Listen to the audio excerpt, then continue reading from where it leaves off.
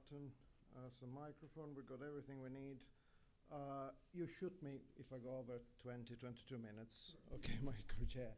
Thanks for the invitation to the conference. What I'm going to do today, I'm going to talk about new approaches for this design of live vaccines against bacterial disease.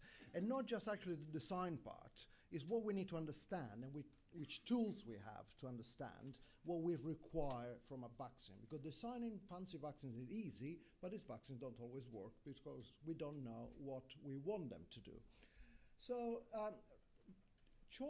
rational choice of a vaccine must aim to induce an appropriate type of immune response. Not all immune responses are protective, some of them are actually damaging. It has to be directed to the right sites of the body, that's where the bacteria are, and target the right bacterial antigens. So this is the whole of vaccinology in a nutshell. So what we need to know is the most important thing is how does the pathogen behave in vivo. It's like fighting a war. If you don't know where the enemy is and how it's moving around, you cannot hit it.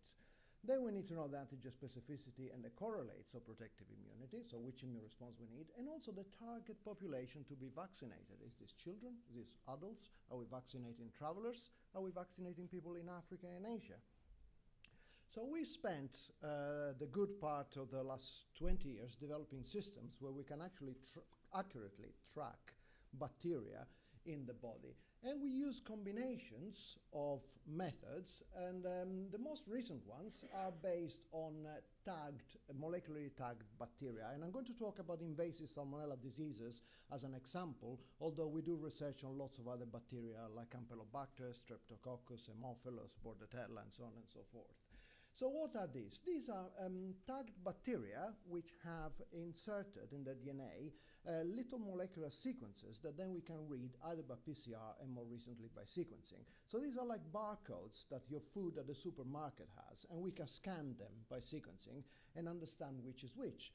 So we use this bacteria, which here are coded in color, but in the real world they're coded with molecular tags, and then we can detect presence, absence, relative proportions, and population heterogeneity in the blood and monitor transfer from blood to the organs, transfer from the organs to the blood, and we can also monitor in the body persistence of the bacteria, whether the bacteria are being killed or whether the bacteria are divided. We use sophisticated mathematical modeling, and our colleague here is very skeptical of mathematical modeling, but actually, it is more useful than you appreciate. And so to reconstruct the biological system. And we also use fluorescence microscopy to actually see where the bacteria are and count them inside cells. So this is more advanced fluorescence microscopy on tissue sections, and we are moving into real-time microscopy as well. So we spend a good part of the last 20 years to reconstruct the biological system. And if you think about invasive salmonellosis, what we have learned is that when the bacteria invade the body, they infect a resting phagocyte, then the bacteria start growing and the host starts making what granuloma type inflammatory lesions, which are clusters of mononuclear cells that migrate at the sites of infection. And this is driven by a lot of cytokines and infiltration of cells from the bone marrow. And we have worked out all these. Actually, my lab was the first one to appreciate that cytokines are important in salmonellosis, and then we moved to other things. So this environment becomes quite nasty for the bacteria because the macrophages start throwing at the bacteria reactive oxygen intermediates, reactive nitrogen intermediates, lysosomal enzyme, and so on and so forth. So the bacteria now have a choice. One is resist, or escape. That's what you do if somebody starts to punch you. We are working out now how the bacteria resist. We have done lots of work on proteomics and transcriptomics to see how the bacteria adapt, and we're publishing a couple of papers in the next 6 months on this. But then what the bacteria do, they use some genes like a type 3 secretion systems to inject something into the host cell, so they kill the host cell and they escape. And they go and infect new phagocytes, which have never seen the bacteria, so they're not immunologically activated. And they force the immune system to restart this process all over again. So it's like a hit-and-run strategy, or a catch-me-if-you-can strategy. I hit, escape, and go to somewhere where they don't know me. So this has allowed us to actually understand what we need from vaccines. Because we need T-cell immunity to control this part of the infection, the intracellular part of the infection, but then we need antibodies to control the extracellular phase of the infection. And in my lab, we've worked out that actually the way antibody works in systemic salmonellosis, what they do, either they kill the bacteria via complement or they target the bacteria to FC1 receptor on the surface of phagocytes, and that activates the intracellular mechanisms of killing. So it makes these phagocytes that normally are sort of unaware of the bacteria, it makes them a little bit angry, a little bit nasty, a little bit more activated. So what about humans? That is all done in mice. What can we learn from humans? Do we still, so this is quite important, sorry, because then we need both antibodies and T cells to control the infection. So one would assume that a vaccine that is highly effective is a vaccine that needs to induce a good antibody response and a good T cell response. And not all vaccines do that. So what about humans? What can we learn from humans? Is it still antibodies and T cells? We can learn a lot by looking at genetic immunodeficiencies and polymorphism and associations, and we have done that. And actually, if you look at this, higher incidence of invasive salmonellosis occurs in patients that have impairment in antibodies, in T-cell mediated immunity, in phagocyte antimicrobial functions like CGD patients, thalassaemic patients, and patients which have other deficiency of polymorphism in genes for signaling molecules, and cytokine networks, patients with deficiencies in cytokine networks that have higher incidence of salmonellosis. But, this is a non-endemic situation. This is more in the Western world. What about if we move to really where these diseases are endemic? Again, is that dichotomy. We need both antibodies and T cells. Why do we know antibody? Invasive salmonellosis are more frequent in young children that do not have antibodies yet, and they have lost the antibodies, the maternal antibodies. So highest incidence is between 6 and 72 months, typical of those diseases that rely on antibodies for protection. And also dysregulated antibody response in HIV patients. HIV patients are exclusively susceptible to invasive salmonellosis. And phagocytic functions, malaria, HIV, malnutrition, severe anemia, sickle cell disease, and hookworm that affect other macrophages or T-cell immunity associate epidemiologically with a higher incidence of invasive salmonellosis. So vaccines, are we really learning anything from all the work that we have done in humans and in mice? Do we really need a vaccine that induces both T cells and antibody? And it is possible with modern technology to produce a vaccine that does this. Now, if we go back to mice and look at how we can intervene on the infection, this is a typical growth curve on an invasive salmonella strain in the spleen and liver of a mouse. The bacteria grow very rapidly. Now, if we only had antibodies, or what a kill vaccine would do, because kill vaccines only induce good antibody responses, they don't induce protective T cell responses, all we do, we just increase the initial killing, so we decrease the amount of bacteria that actually start to grow. But once the bacteria grow, then the antibody doesn't touch them. And even bacteremia is not controlled. Now, this is very antidogmatic, because we always thought for decades that in bacterial infections, antibody is sufficient to control bacteremia. I'm sorry, it isn't. If you don't have T-cell immunity, bacteremia goes out of control. So what about live attenuated vaccines? We could use live attenuated vaccines because what they do, in addition to the antibody response that lowers the initial inoculum, they also induce T-cell immunity that can suppress growth and spread of the bacteria and enhance killing and suppress bacteremia.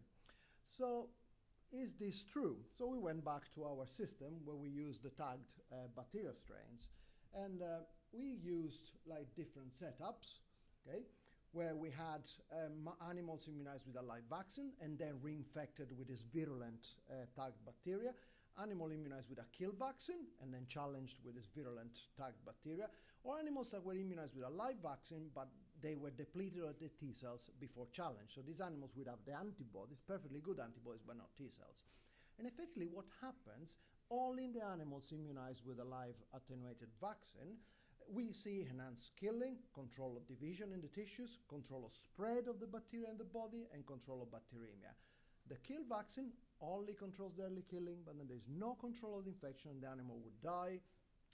If you deplete the T cells from a live vaccine, you only are left with the early killing, but you do not control the infection. So you really need T cell immunity and antibody immunity to control a vaccine. But a lot of the vaccines that have been developed at the moment, they're not live attenuated vaccine, especially for invasive salmonellosis. They are kill vaccines. So are these vaccines going to work? Now, if we want to use a vaccine whose efficacy is only based on the antibody response, then we must make sure that that antibody response is damn good. We need to optimize it. So instead of having a little dip here at the beginning, we cause a dramatic decrease in the infecting dose, and the infection never starts. Or we need to lower the initial infection to such a level where an unprimed cellular immunity can have the time to get activated and to control the infection. So how can we optimize an antibody response? We can optimize titers, but I'm not a great believer that more antibodies do a better work. I think there's a threshold. Once you go above that, if you have more antibodies, maybe protection lasts a bit longer, but I think function doesn't increase. Isotype profile and antigen targets. So I'll show you an example how we know that isotype profile can affect the efficacy of an antibody response. Just move to humans. That was an example in mice. What we did in my lab, this was work from a PhD student some years ago. She used some recombinant human immunoglobulins that have identical V regions, but they have different C regions. So these have identical affinity for the bacteria, but they are of different isotypes. These are quite easy to make. Now there's a company in Oxford that makes it. It's called Absolute Antibodies. They're very, very good. In those days, we had to make them ourselves. So what we did, we opsonized bacteria with the individual subclasses, and then we just fed the bacteria to human phagocytes. And as you can see, this is a test of efficiency of phagocytosis. IgG1 and IgG3 were more efficient than other subclasses. So in principle, it is possible to optimize the antibody response by modulating the isotype profile, which we can do with delivery systems of different adjuvants. And this is quite important for vaccinology. So are non-living vaccines then likely to work in the field? Because how much time do I have? You still have a few minutes. I still have a few minutes.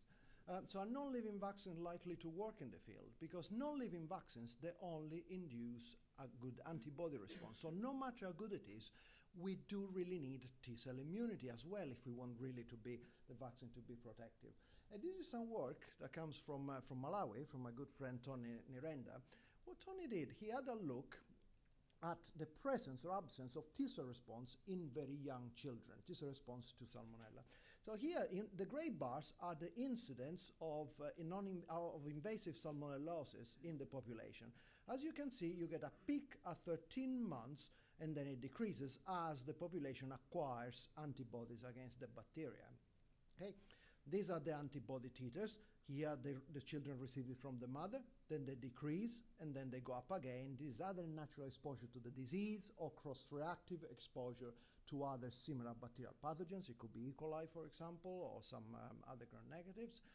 But surprisingly, these children develop CD4 T-cell immunity at 13, which is very high at 13 months, probably by cross-reactive exposure to other pathogens. So here you have a situation where you've got a peak of incidence of the disease, but you have good T-cell immunity, but no antibody responses. Okay? So what we need to do in endemic situations then, all we need to do is just boost this antibody response up to here, and then we will have a situation where we have both antibodies and T-cells, and even a kill vaccine can protect. So the fact that kill vaccines are not very protective in mice, when you move them in a situation when there is background immunity and there is a natural exposure and development of T-cell immunity, these vaccines have a chance to work. So I'm very, very confident that even kill vaccine can be, although they're not ideal, can be of some good. But do we really want to put all our eggs in a basket and our money as far as the WHO is concerned? Or do we want also to develop live attenuated vaccines? The problem with live attenuated vaccines is that they can be dangerous in immunocompromised individuals, okay? So what we have done, we have started looking for mutations that would make live attenuated vaccines unable to revert to virulence in immunocompromised individuals. So what we did a massive study where we were using transposon-mediated mutagenesis, a technique called TRADIS, where you have input pools of bacteria, which these are sort of mutants, and then we can read where the mutation is by sequencing, and we just put them in different sets of knockout mice that resemble common immunodeficiencies. This resembles like deficiencies where you don't have intracellular killing of the bacteria. This is a model for HIV, CD4 negative mice, and these are models of cytokine deficiency and lack of macrophage activation. And then you can compare the output pool and the input pool and the output pool. So you can see which ones of these bacteria survive or are killed in the mouse. And when you compare this to the wild-type mouse, then you can determine whether there are mutations that allow the bacteria to still be attenuated in a condition of immunodeficiency. And to make a long story short, there is my last slide, or one of the last two ones, we didn't find a magic bullet. We didn't find a mutation that stops the bacteria from killing a very immunocompromised mouse. But even using the most stringent level of immunodeficiency, which is the fox mouse, we found some mutants, for example, and CC is one of them, where the animals succumb to infection much later. Now, this is quite significant because, fox mice have what would be the extreme level of the immunodeficiency that malaria induces. But this is extreme because it's genetic. So that mechanism is not impaired, it's not there anymore. And you still have a great delay in the appearance of symptoms. So these would allow you, if you go on a vaccination program in endemic areas where immunodeficiency and comorbidities are endemic, if a patient comes down with symptoms from the vaccination, that gives you a bigger window in which you can intervene medically and save the life of your vaccinee if things go wrong. So I'll finish here because I think I've run out of time. And what I presented is about 20 years of work from about 30 people. So this is my current group. And lots of this work has been done in collaboration, obviously. And the main collaborators for this part of the world work have been the Wellcome Trust Sanger Institute. Some work we've done with Novartis on the vaccines, and Jeff Verbeek in Leiden that has provided us with mice that lack FC receptors. So we've done a lot of the work on antibodies and FC receptor on these mice. And thank you very much, and I welcome any questions. Thank you very much, Pietro, for this very interesting talk, especially very relevant for the field of vaccinology. I'm aware of the time. We have, I think, 2 more talks. We have to finish by 1:10. So I'm not sure how. We can do the questions at lunchtime. I guess we can have a question for you now. Okay, if you want, if there are any. The time. Any questions? Let's keep it short. The question and answer too. So I'll say yes or no. Just to have in the name of fairness for the other speakers. Yeah. In your animals you vaccinated with, they were T-cell depleted. What was the mechanism involved where there was an early protective response? The early protective response, that is mainly macrophages and cytokines. Yeah. If you deplete the T cells, then the animals still survive a few days, but then they die. So maybe because of innate immunity? Or Yeah, innate immunity will always be there, whether you got the T cells or not.